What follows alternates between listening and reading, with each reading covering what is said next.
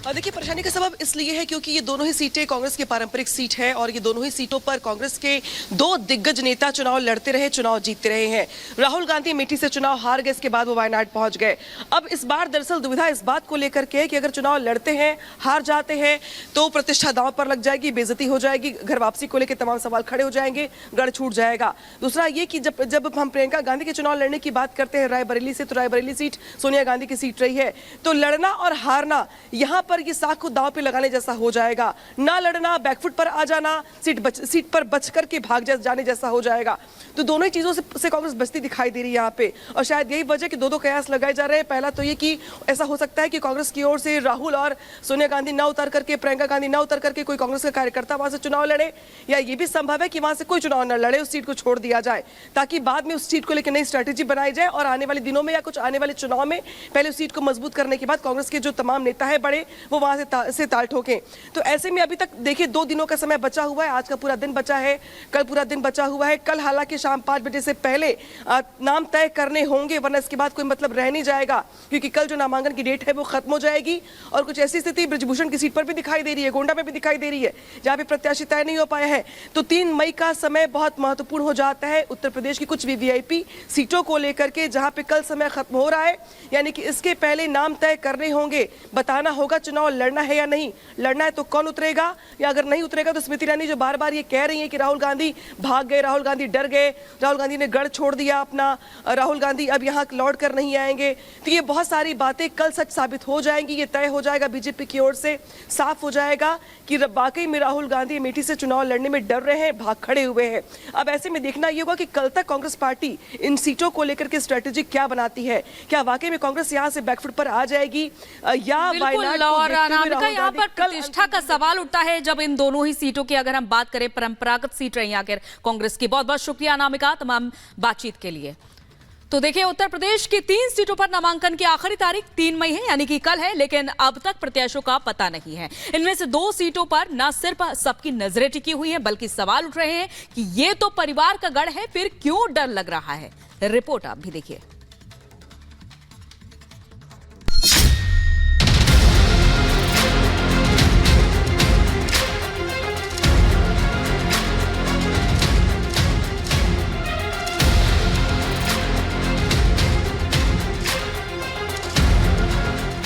तारीख को लगन बहुत ही न्यौता करेंगे और 29 से दामन दाम मचा देंगे। जन भावना है कि गांधी परिवार का लड़े, और मेरी भी यही भावना है।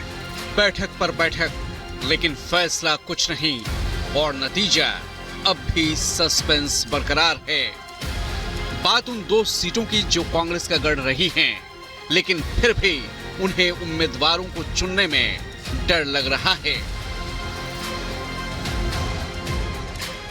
अमेठी और रायबरेली, जो दोनों सीटें गांधी परिवार का गढ़ कही जाती हैं, इन्हीं सीटों से कांग्रेस के तमाम दिग्गज जनता के आशीर्वाद से कई बार संसद पहुंचे, लेकिन 24 के चुनावी महासमर में इन दोनों सीटों पर प्रत्याशियों का अब तक पता नहीं है।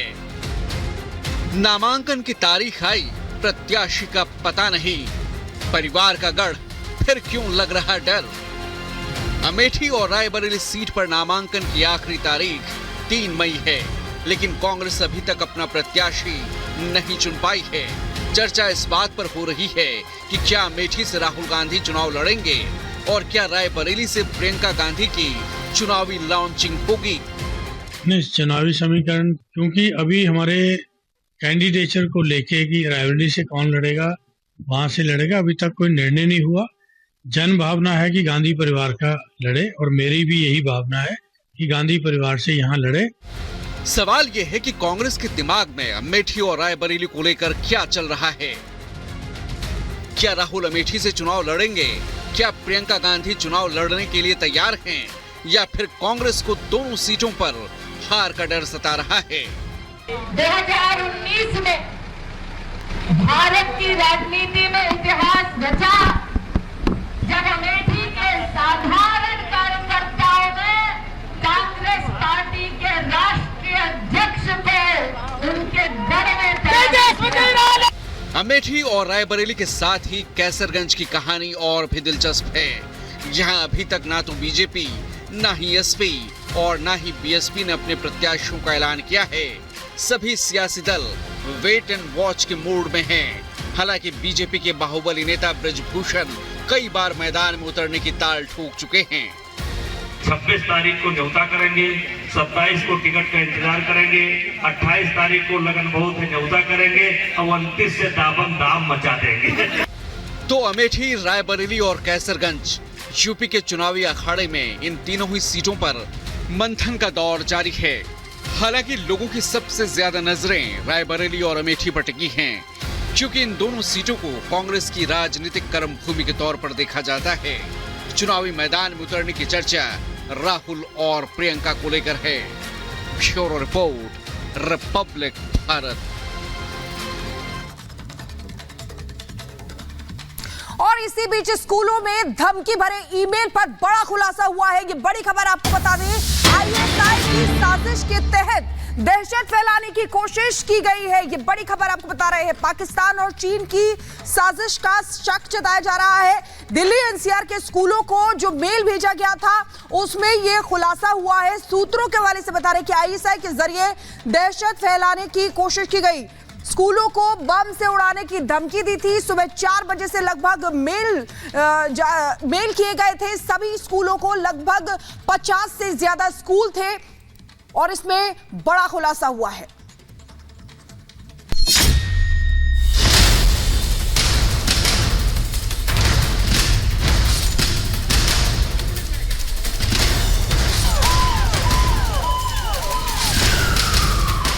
मॉस्को से स्कूल में धमाके का ईमेल।